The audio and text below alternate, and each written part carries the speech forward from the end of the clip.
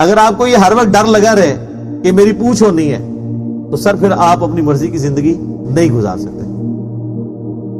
تو میری خواہشات اور میری مرضی کے درمیان رکاوٹ اللہ کی ذات ہے. اگر کوئی شخص اللہ تعالیٰ کا ڈینائل کر دے یا اللہ کو تو مانے آخرت کے دن کا انکار کر دے، جیسے کہ کفار مکہ تھے، خدا کو مانتے تھے لیکن آخرت کا انکار کرتے تھے، تو وہ پھر اپنی مرضی کی زندگی گزار سکتا ہے. تو اللہ تعالیٰ نے اس بیماری کی طرف اشارہ کیا ہے کہ اصل میں انسان کے دماغ میں یہ کیڑا گھس چکا ہے نا کہ میں اپنی مرضی کی زندگی گزارنا چاہتا ہوں، اس وجہ سے وہ آندہ بھی بدکاریاں کرتا رہے گا اور قیامت کا مذاق ہی اڑاتا رہے گا. اور کیا کہے گا؟ یسأل ایان یوم القیامہ، وہ پوچھتا ہے کہ قیامت کا دن کب آئے گا.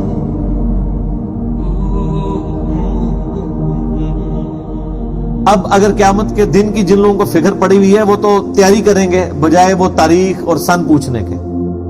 اب اللہ تعالیٰ نے جواب بھی اسی طرح بڑا سخت جواب دیا کہ قیامت کا دن کب آئے گا. فَإِذَا بَرِقَ الْبَصَرُ، جب آنکھیں جو ہیں چندھیا جائیں گی، وَخَسَفَ الْقَمَرُ، اور چاند بے نور ہو جائے گا، وَجُمِعَ الشَّمْسُ وَالْقَمَرُ، اور سورج اور چاند ایک دوسرے میں مل جائیں گے، تباہ و برباد ہو جائے گے.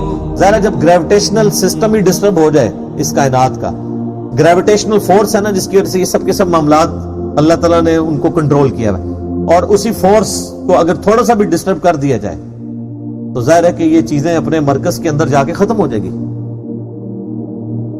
تو سورج کی کشش ثقل اتنی زیادہ ہے گریویٹیشنل فورس کہ زمین بھی اس کے اندر جا کے گر کے ختم ہو جائے، لیکن اللہ تعالیٰ نے زمین کو ایک روٹیشن دی ہوئی ہے جس کی وجہ سے وہ مدار میں گھومتی رہتی ہے.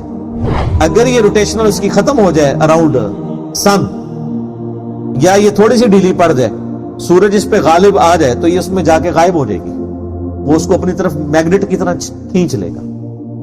تو اللہ تعالیٰ ہمارے قیامت والے دن پھر یہی ہونا ہے.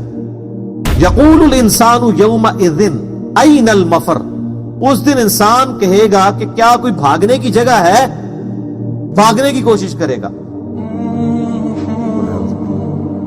کلا لا وزر، ہرگز نہیں، کوئی جائے پناہ نہیں ہے. الی ربک یومئذ المستقر، سوائے یہ کہ تمہیں اپنے رب کے حضور اس دن کھڑا ہونا ہے. یہی ہے، اب رب کے سامنے جا کے کھڑا ہونا ہے، بھاگ کے کہیں نہیں جا سکتے.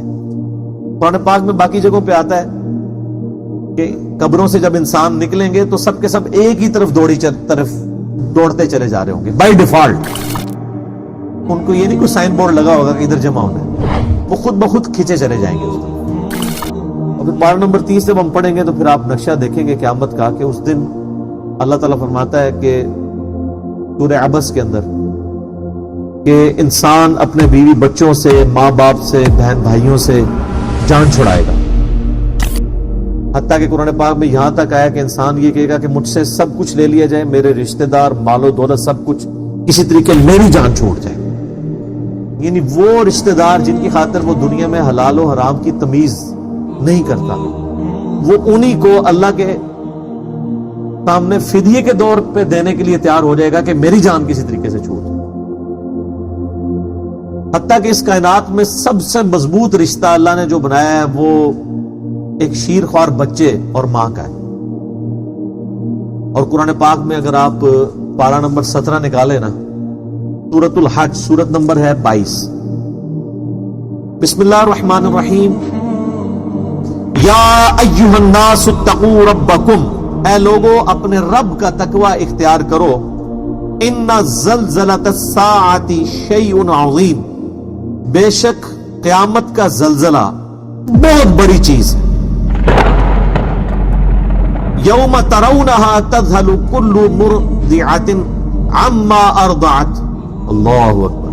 تم اس دن دیکھو گے کہ ہر جو دودھ پلانے والی ہے وہ اپنے دودھ پلانے والے بچے کو، یعنی شیرخوار بچے کو بھول جائے گی.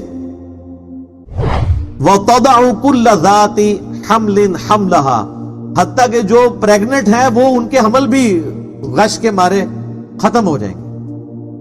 وَتَرَى النَّاسَ سُكَارَى، اور تم لوگوں کو دیکھو گے جیسا کہ نشے کی حالت میں پھر رہے ہیں. یہ آپ نے کبھی پاؤڈریوں کو یا یہ شراب کے جو نشے والے لوگ ہیں یہ کس طرح پھر رہے ہوتے ہیں، کوئی ہوش ہی نہیں ہوتی. کوئی منہ اٹھا کے اس طرف چل رہا ہے، کوئی اس طرف چل رہا ہے. اللہ نے ماتا یہ ہر انسان کی حالت ہوگی. وما ہم بسکارا، جبکہ وہ نشے کی حالت میں نہیں ہوں گے. ولکن عذاب اللہ شدید، بلکہ اللہ کا عذاب ہی اتنا شدید ہوگا جس کی وجہ سے ان کی مت ماری جائے گی. والعیاذ باللہ تعالی. اللہم اجرنا من النار، اللہم اجرنا من النار، اللہم اجرنا من النار. اللہم من احییتہ منا فاحیہ علی الاسلام ومن توفیتہ منا فتوفہ علی الایمان. آمین ثم آمین.